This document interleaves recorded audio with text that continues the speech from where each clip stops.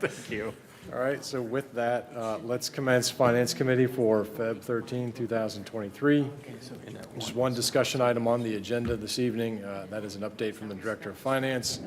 I believe, Joanne, you're going to present the City of Gahanna fiscal year 2022 year-end report. Yep. Okay, with that, you have the floor. All right.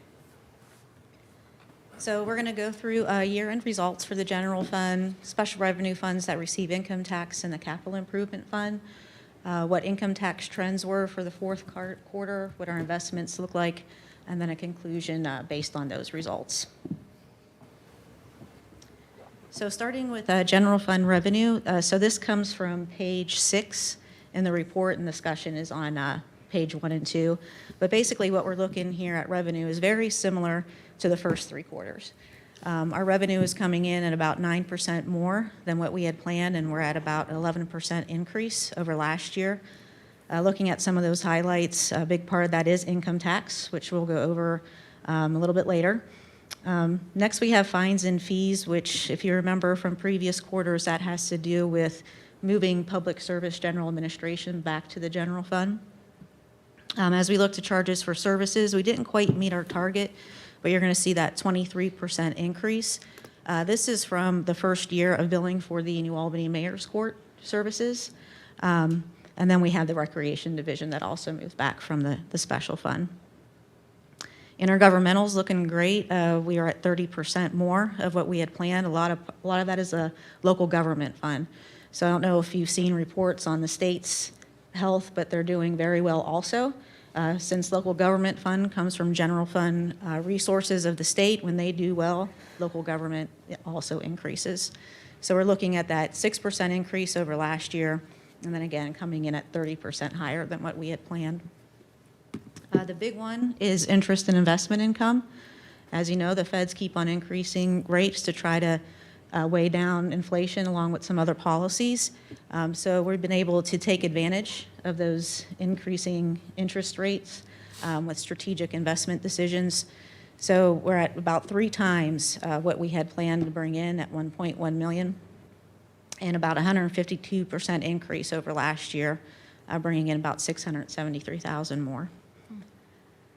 And then license and permits, as you know, we have a lot of construction going on throughout the city, so we'd also see those revenue streams also increase along with that construction. And then other revenue, that's hanging out from previous quarter, the reimbursement for those EV charging stations. Any questions on revenue before I move on? Anything from council on that page? Next, we're going to talk about expenditures. Again, very similar story to what we went through the first 3 quarters. We're spending a little bit less than what we had planned at 86% at the end of the year, but with encumbrances, we're at about 92%. And we have about a 13% increase. The largest part of that increase is related to salaries and benefits, which was planned. We had the salary study. We had just increases cost of living for those that didn't fall in the salary study, union negotiated contracts that had increases in them, and then filling some vacant positions and some new positions during the year. The next 2 big ones are contract services and materials and supplies. We spent less than planned, but we're seeing that increase from last year. A lot of that is being driven by inflation. And then also we had some one-time projects for our contract services, the capital improvement plan, and then the Creekside redevelopment.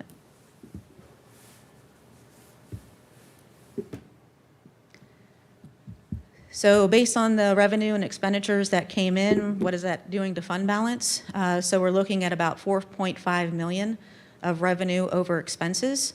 When we take other financing sources into account, we have a net change in fund balance where we're adding about $4.2 million back. That gets us to an ending fund balance for the general fund of about $28.5 million. We have $1.7 million reserved for encumbrance, and $6.7 million is the full emergency reserve intact. That leaves us with about $20.1 million of unreserved fund balance, which is equivalent to about 10 months of operations, way more than the 2 months minimum required by policy. Any questions on the general fund before I move on to the special funds? Anything from council? Thank you, Joanne. Please continue.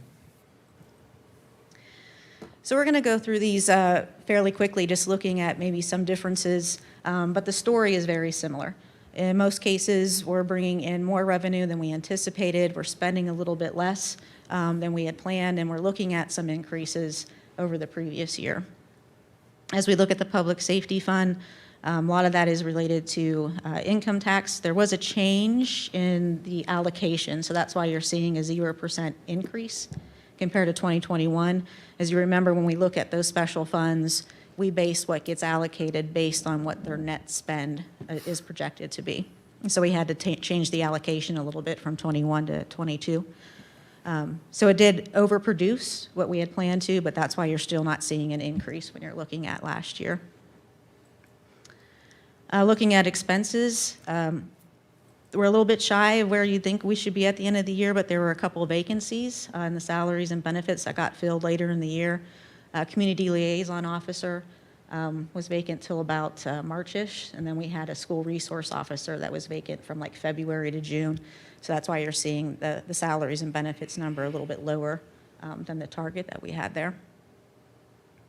At the end of the day, revenues exceeded expenditures by a little over $1 million. Of that, $917,000 went to the police pension fund as planned, which adds back about $96,000 to fund balance, bringing it to $703,000 on reserve balance of about $696,000.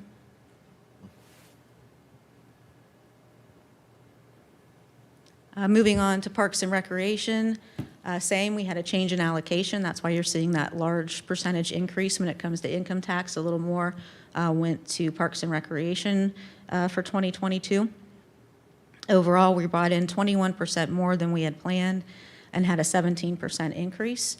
Next one to look at would be charges for services, seeing a nice rebound there, bringing in 26% more than we had planned on, and then a 6% increase compared to 2021.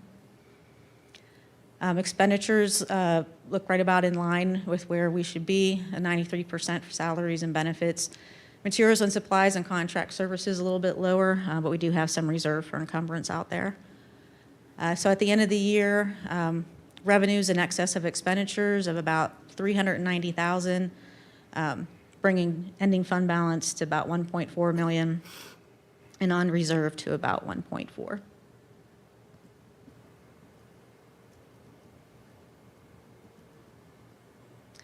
Moving on to public service, again, change in allocation for income tax, but we did receive more than what we had planned. And then looking at the expense side, as Tom had alluded to, they had a lot of vacancy during 2022, which was causing a lot of delay in projects. So overall, their expenditures based on plan were low, but you need people to do the work. That ended up having revenues in excess of expenditures about $559,000, bringing ending fund balance to about $1.6 million, 203 reserve for encumbrance for an unreserved fund balance of $1.4 million. Any questions on special revenue funds? Anything from council? No, sir. No, sir. All right, Joanne. Capital Improvement Fund, very similar story. Revenues coming in higher, mainly related to income tax. We got an overall 2% increase, all generated by the income tax dollars. We had about $15.7 million in capital expenditures. That's an $8.8 million increase, but the majority of that was the purchase of 825 Tech Center at the $8.5 million. You'll see there's an offset in other financing sources of $8.5 million. That represents the bans that were issued to purchase 825 Tech Center. So even though we had expenditures that were about $5.5 million higher, we were using fund balance, we have that other financing source, those bans that were issued to offset that. So at the end of the year, we added about $3 million back to fund balance, bringing us to about $20.9 million. We have $17 million of that reserved, so $3.7 million unreserved in the capital improvement fund at the end of 2022. And on pages,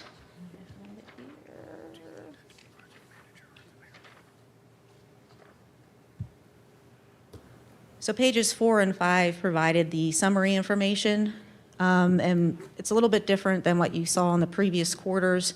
It was an overall summation of the total spent, not just projects that were budgeted for in 2022. Previous reports just showed 2022 projects isolated.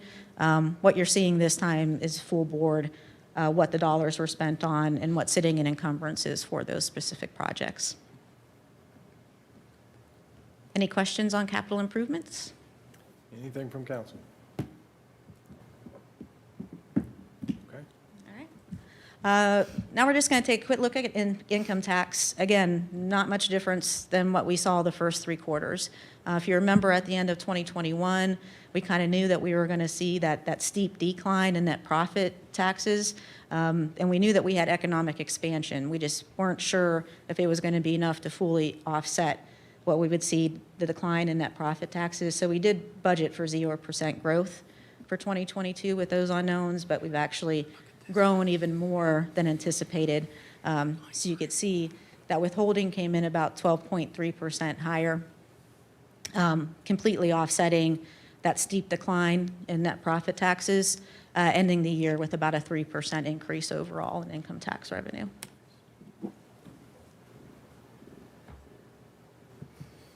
Questions on income taxes? Anything from council on that topic? All right. Final thing that we're going to look at before we just go through an overall conclusion is our investments. As I had talked earlier, we see some large increases happening from the Federal Reserve. So to kind of give you some perspective on that, December of 2021, interest rates are at 0.73%, so not even 1%. At the end of 2022, we are at 4.41%. Is a basic interest rate for a 2-year treasury. And Star Ohio is kind of right in line with that at about 4.19%. The average duration of our investment portfolio is about 1.37 years, and we're looking at about a 2.35% return. But as we're reinvesting, that's where those additional dollars are coming in, seeing that large increase in investment income from 2021 to 2022. So through the couple economic updates I've been through, the basic thought is that those interest rate hikes are probably going to continue through the first and second quarter of 2023. They've already seen kind of a tamp down of inflation going from the high of about 8.5%. At the end of the year, we're about 6.5. So some of what they're doing is working. So they're thinking they're going to continue those maybe into the first and second quarter, and then there's a small recession, I believe that's going to hit right around the third quarter. But the overall feeling is that for this area, Central Ohio in general, in the city of Gahanna, that we probably really wouldn't feel the impacts of that recession. We have such large economic expansions going on right now that it'll occur. Depending on what area you live in, you may feel it worse. In Central Ohio area, it's not expected to have that big of an impact. But they are believing that that'll kind of help pull that inflation down a little bit further, thinking we might be a little bit above 2% by the end of 2023. So based on the results we saw for 2022, we think that we're going to see that same trend kind of continuing through 2023. We're going to see that revenue stabilization, those economic growth dollars coming in, probably exceeding some of our expectations as we're kind of cautious as we're seeing that growth kind of go. We'll probably still see some expenditures that are a little bit lower than anticipated. And then again, with the economics and the growth in the area, just kind of seeing that continue. So what we had planned for 2023 is a 3% increase in income tax, kind of mirroring what we saw in 2022, and then kind of taming that down a little bit to 2% as we move on past 2024 or 2023. They are thinking that that's going to bring a slowdown to the job growth also, which will be great for us in helping us to attract and retain individuals. Right now, there's still a pretty strong job market, so there might still be some struggles with retention, but as we kind of go through the year, that should also slow. And that's the end of my report. I'll take any questions that you might have. Thank you, Joanne. Anything from council on the report that was just presented? Mr. Renner? Yes, thank you. Joanne, as usual, very nicely done. I love the way you walk us through every segment of this. Way back at the beginning, a few of us remember the days where unreserved balances were getting very paltry. And I remember, I know you know, and now it's, looking at it with 2023 glasses that we're at 20 million, it's impressive. But can you speak to the future about what we know sort of now, a thumbnail sketch about how much that money is going to be eaten up with coming stuff? So I think what we're going to continue to see is that economic expansion that's going to offset some of the expenditure growth that we're going to see. We also have, as inflation is coming down, as we projected out to the future, we were continuing that inflation at that kind of large, not knowing kind of when we were going to see that back down a little bit.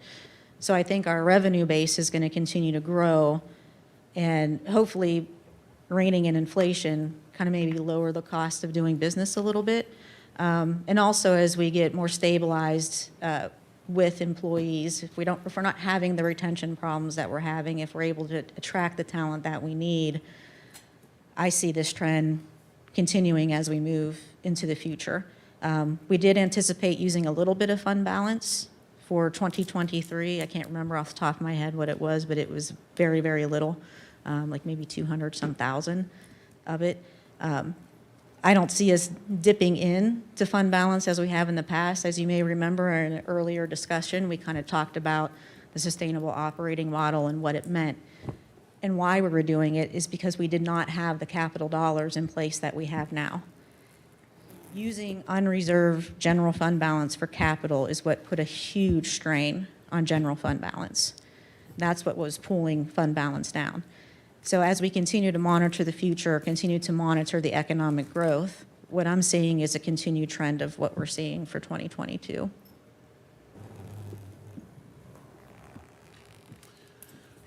Okay, but what I'm looking for is, what I think I hear you saying is that the growth is going to slow down, and that 20 million isn't really going to be 20 million in the future or in the near future. But I guess what I'm trying to understand is, do you have any projections about 3 and 5 years? Where is this going to go, and what coming type of? And I understand your argument about why we drained it for capital intensive, but we are actually already draining our capital to some degree. Well, we added 3 million back in the capital improvement fund. But Yeah, I did a 5-year projection as part of the 2023 budget. If you recall, I kind of laid out what we were anticipating to happen, and I could supply that again, that particular Please. slide. Yeah. That shows kind of what we're thinking over that 5-year period, but it's kind of out of date now, right? So that was based on what I knew in September Right. of 2022. Right. I will do the same thing with the 2024 budget. I'll do that same 5-year projection and do an outlook of Okay. what we're seeing based on the growth, based on Yeah. what our anticipated needs are moving forward. So I can supply what I did for the 2023 budget, and then as we're working towards the 2024, you'll know that information will be forthcoming as we continue to project out Okay. and look at our This is going to be finances. very helpful because I continually hear that, the city is sitting on tons of money, No, it's not an accurate, view of the world. So yeah, anything that you can arm us with to help us explain that these costs that's not real, even though it's real today, next year, in the next 3 and 5 years, that's not real. Yeah. So, And I would just add that at the end of March, when we bring a draft of the capital improvement plan forward, and you see the list of projects that we have, okay. then I'm sort of we'll going in then that we'll way, marry but thank those. you, Mayor, for actually bringing that point up. Okay, thank you. Welcome. Anything from council? She's just the best. Yeah, I agree on that. Joanne, I do have a couple of questions, and the first topic is with regard to investments. It's on page 19 of your report.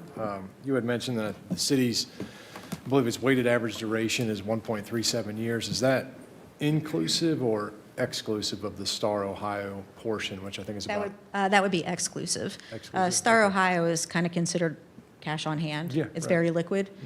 So this is just looking at our long-term investments, anything that's 2 years or greater. Okay.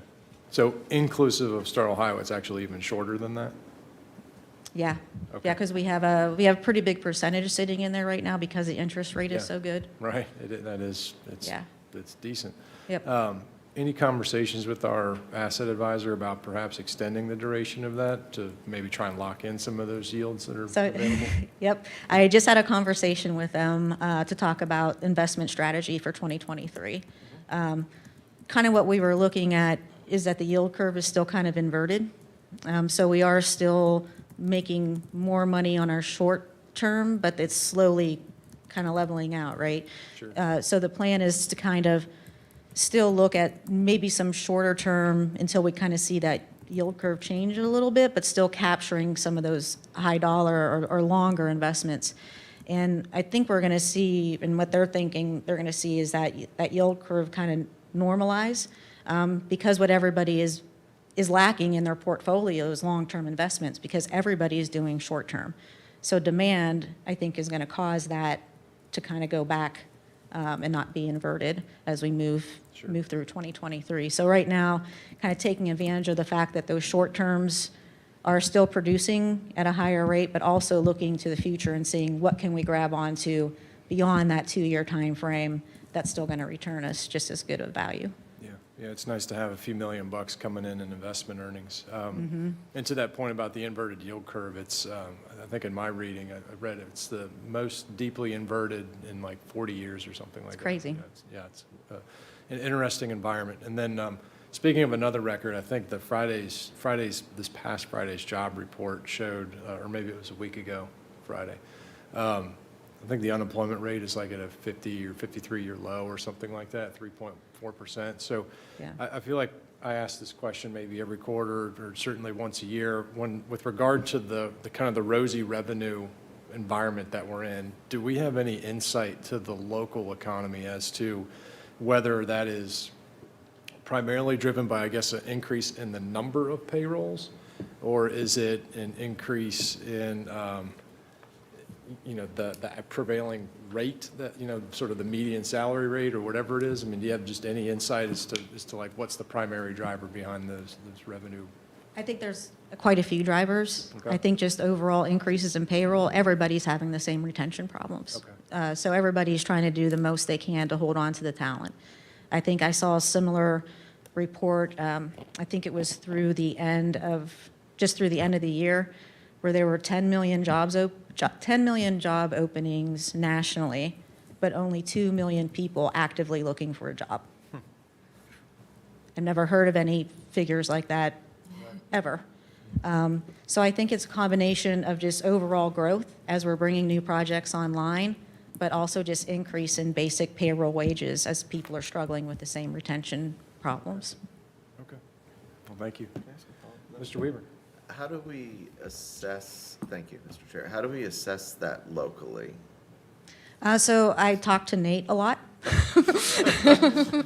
Of course. I talked to the mayor a lot about what's coming online, what we're looking at, what projects are coming about. Are they getting any feel for how different employers are handling things? I talked to Miranda a lot about, kind of what she's seeing out there with people looking for job and what talent we're seeing, where we're seeing lack of talent coming in. Engineering's been a big struggle. That's one area where we need people, and everybody does. So very similar. So just talking with other professionals in the city and trying to figure out kind of, well, if this starts now and it's going to come online in 3 years, what are we looking at for what we have online already, and how are they tracking with payrolls and employment? All right. And I would add to that with regard to Joanne talking to Director Strom. So when we track projects, we track what the payroll is that they're bringing, the average payroll that they're expected to add, when that is expected to hit as well.